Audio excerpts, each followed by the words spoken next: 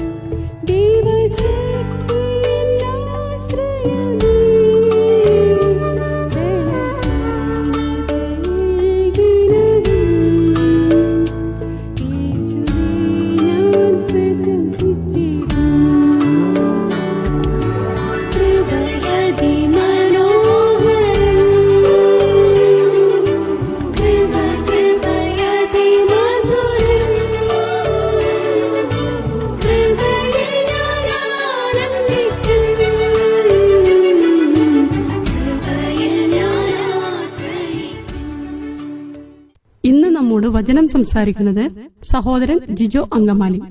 ഞങ്ങളുടെ എല്ലാ മാന്യ ശ്രോതാക്കൾക്കും സ്വാഗതം. ഇന്ന് യോഹന്നാന്റെ സുവിശേഷം 3-ാം അധ്യായത്തിൽ നിന്നും നാം നിർബന്ധമായും മനസ്സിലാക്കിയിരിക്കേണ്ട 3 പ്രധാന കാര്യങ്ങൾ നിങ്ങളോട് പറയണം എന്ന് ഞാൻ ആഗ്രഹിക്കുകയാണ്. 1, ഒരു പാപി നിർബന്ധമായും ചെയ്തിരിക്കേണ്ടതായിരിക്കുന്ന കാര്യം. 2, ഒരു രക്ഷിതാവായി തീരണമെങ്കിൽ നിർബന്ധമായും ചെയ്തിരിക്കേണ്ട കാര്യം. 3, ഒരു ദാസൻ നിർബന്ധമായും ചെയ്തിരിക്കേണ്ട കാര്യം. ഈ 3 കാര്യങ്ങളും ഈ അധ്യായത്തിൽ നിന്ന് നമ്മൾ മനസ്സിലാക്കുവാൻ പോവുകയാണ്. ഒന്നാമതായിട്ട് ഒരു പാപി ചെയ്യേണ്ട കാര്യം 3-ാം അധ്യായത്തിന്റെ 7-ാമത്തെ വാക്യത്തിൽ കർത്താവ് നിക്കോദിമോസ് എന്ന പരീക്ഷ പ്രമാണിയോട് പറയുന്നതായിട്ട് നമ്മൾ വായിക്കുന്നുണ്ട്. വാക്യം ഇങ്ങനെയാണ്: നിങ്ങൾ പുതുതായി ജനിക്കണം എന്ന് ഞാൻ നിങ്ങളോട് പറയുകയാൽ ആശ്ചര്യപ്പെടരുത്. അവിടെ നമ്മൾ കാണുന്നത് a sinner must be born again. ഒരു പാപിയെ സംബന്ധിച്ച് നിർബന്ധമായും അവൻ ചെയ്യേണ്ടത് അവൻ പുതിയതായി ജനിക്കണം എന്നുള്ളതായിരിക്കുന്ന കാര്യമാണ്. കഥാമായിരിക്കുന്ന യേശുക്രിസ്തുവിനെ രക്ഷിതാവായി സ്വീകരിക്കുന്നവൻ വീണ്ടും ജനനം പ്രാപിക്കുന്നു, അഥവാ പുതുതായി ജനിക്കുന്നു എന്ന് നമുക്ക് മനസ്സിലാക്കുവാനായിട്ട് കഴിയും. ആത്മാവിനാലുള്ള ഈ ജനനം എന്താണെന്ന് നിക്കോദിമോസിന് ഈ സമയത്ത് മനസ്സിലായില്ല. വീണ്ടും ജനനം എന്ന് പറയുന്നത് പരിശുദ്ധാത്മാവിനാൽ ഉള്ള പുതിയ സൃഷ്ടിയാണ്. ക്രിസ്തുവിൽ ഉള്ളതായിരിക്കുന്ന വിശ്വാസമാണ് അതിനുണ്ടായിരിക്കുന്ന വ്യവസ്ഥയായി നമ്മൾ ഗലാത്യ ലേഖനം 3:24 വായിക്കുന്നത്. ദൈവത്തിന്റെ അഥവാ ആ ദിവ്യ സ്വഭാവത്തിന് നമ്മൾ കൂട്ടാളികളായിട്ട് തീരണം. യേശു ഈ ഭാഗത്ത് ആ കാര്യം അല്പം വിശദമായിട്ട് പറയുന്നുണ്ട്. അപ്പോൾ ഒരു പാപിയെ സംബന്ധിച്ച് അവൻ ആവശ്യമായിരിക്കുന്നത് പുതിയതായിരിക്കുന്ന ഒരു ജനനം, അഥവാ കർത്താവായിരിക്കുന്ന യേശു ക്രിസ്തുവിനെ രക്ഷിതാവായി സ്വീകരിച്ച് ദൈവഭവനത്തിൽ അവൻ ആത്മാവിനാൽ ജനിക്കപ്പെടുന്ന ഒരവസ്ഥ അവനുണ്ടാകണം എന്ന് നിർബന്ധമായും ഇവിടെ കർത്താവായിരിക്കുന്ന യേശു ക്രിസ്തു നിക്കോദെമസിനോട് പറയുകയാണ്. അപ്പോൾ ഒരു പാപിയെ സംബന്ധിച്ച് അവൻ ആവശ്യമായിരിക്കുന്നത് ഒരു പുതിയ ജനനമാണ്. നമുക്കെല്ലാവർക്കും നമ്മുടെ മാതാപിതാക്കന്മാരിൽ നിന്നും ഭൗമികമായി ഈ ഭൂമി നമ്മൾ ജനിച്ച ഒരനുഭവം നമുക്കുണ്ട്. എന്നാൽ ദൈവഭവനത്തിൽ നമ്മൾ ജനിക്കുക, അഥവാ ദൈവത്താൽ ദൈവത്തിന്റെ മക്കളായിട്ട് തീരുക, അതാണ് പുതിയ ജനനം എന്നുള്ളത് കൊണ്ട് ഉദ്ദേശിക്കുന്നത്.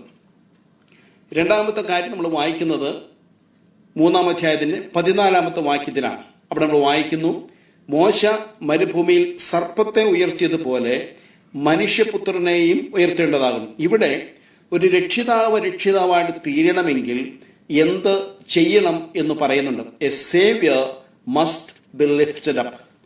മരുഭൂമിയിൽ സർപ്പത്തെ ഉയർത്തിയതുപോലെ മനുഷ്യപുത്രനെ ഉയർത്തേണ്ടതാകണം, അഥവാ മനുഷ്യപുത്രൻ ഉയർത്തപ്പെടണം എന്ന് നമ്മളിവിടെ വായിക്കുകയാണ്. അപ്പോൾ ഒരു മനുഷ്യപുത്രൻ ഉയർത്തപ്പെടുമ്പോൾ മാത്രമാണ് അവൻ രക്ഷിതാവായിട്ട് മാറുന്നത്. ഇതിന്റെ പശ്ചാത്തലം നമ്മൾ വായിക്കുന്നത് സംഖ്യാപുസ്തകം 21-ാം അധ്യായത്തിലാണ്. അഗ്നിസർപ്പങ്ങളുടെ കടിയേറ്റവരായിരിക്കുന്ന ആളുകൾ മരിച്ചു പോകാതിരിക്കുവാൻ ഒരു താമ്രസർപ്പത്തെ ഉണ്ടാക്കുവാനായിട്ട് പറഞ്ഞു. ഒരു കൊടിമരത്തിന്മേൽ എല്ലാവരും കാണത്തക്കവണ്ണം അതിന് തൂക്കിയിടുവാനായിട്ട് ദൈവം മോശയോട് കൽപ്പിച്ചു. ഇവിടെ കർത്താവ് ക്രൂശിൽ ഉയർത്തപ്പെടുന്നതിനെ കുറിച്ചുള്ള സാദൃശ്യമാണ് പറയുന്നത് എന്ന് നമ്മൾ ശ്രദ്ധിക്കണം. താമര സർപ്പത്തിന് വാസ്തവത്തിൽ വിഷമില്ല, എന്നാൽ വിഷം അകറ്റുവാൻ അത് ധാരാളം മതിയായിരുന്നു. പാപമില്ലാത്ത കർത്താവ് ക്രൂശിൽ പാപമാക്കപ്പെട്ട് ഉയർത്തി. ഇന്ന് അവനിൽ ആശ്രയിക്കുന്നവൻ പാപവിമുക്തിയും നിത്യനായിരിക്കുന്ന ക്രിസ്തുവിനോട് കൂടെ നിത്യകാലം വാഴുവാനുള്ള നിത്യജീവനും അവൻ പ്രാപിക്കുകയാണ്. മോശയുടെ കാലത്ത് ഉഗ്രവിഷമുള്ള അഗ്നിസർപ്പത്തിന്റെ കടിയേറ്റ് മരിക്കുവാൻ തുടങ്ങിയവൻ കൊടിമരത്തിന്മേൽ തൂക്കിയിട്ടിരിക്കുന്ന താമ്രസർപ്പത്തെ നോക്കിയാൽ ജീവിക്കും എന്ന് പറഞ്ഞാൽ അത് വിശ്വസിക്കാൻ അക്കാലത്ത് പ്രയാസമാണ്. എങ്ങനെയാണ് ഒരു താമ്രസർപ്പത്തെ നോക്കിയാൽ അഗ്നി സർപ്പത്തിന് കടിയേറ്റ് ഞാൻ സൗഖ്യമാകുക? എന്നാൽ കർത്താവ് ദൈവം അങ്ങനെ അരുളി ചെയ്തിട്ടുണ്ടെങ്കിൽ അത് സംഭവിക്കും എന്നുള്ള വിശ്വാസത്തോടു കൂടെ അവൻ നോക്കണം.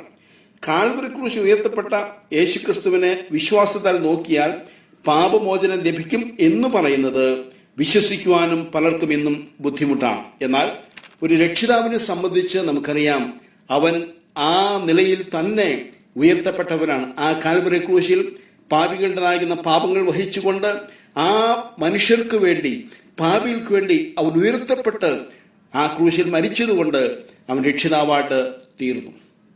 3 നമ്മൾ അധ്യായത്തിന്റെ 30-ാമത്തെ വാക്യത്തിൽ വായിക്കുന്നത് യോഹന്നാൻ സ്നാപകൻ പറയുന്ന വാക്കുകളാണ്. അവൻ വളരണം, ഞാനോ കുറയണം. ഇതൊരു ദാസൻ ചെയ്യേണ്ട കാര്യമാണ്. Servant must decrease. ഒരു ദാസൻ കുറയണം. ഇതാണ് വാസ്തവത്തിൽ ഇവിടെ യോഹന്നാൻ സ്നാപകൻ പറയുന്നത്.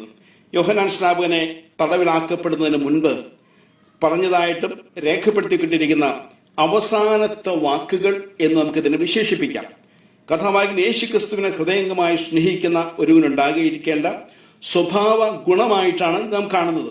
യോഹന്നാന്റെ വിനയം നമുക്ക് നല്ലൊരു മാതൃകയാണ്. നോക്കുക, ആ യോഹന്നാൻ സ്നാപകന്റെ അന്ത്യ ആഗ്രഹം അഥവാ ജീവിത അഭിലാഷം അന്തിമ വാചകമായി കുറിക്കപ്പെട്ടിരിക്കുകയാണ്. അവൻ വളരണം, ഞാനോ കുറയണം. കർത്താവായിരിക്കുന്ന യേശുക്രിസ്തു നമ്മിൽ വളരണമെങ്കിൽ ഞാൻ എന്ന ഭാവം കുറയണം. യോഹന്നാൻ കുറഞ്ഞ് അവസാനം തലയില്ലാത്തവനായിട്ട് അവൻ തീർന്നു.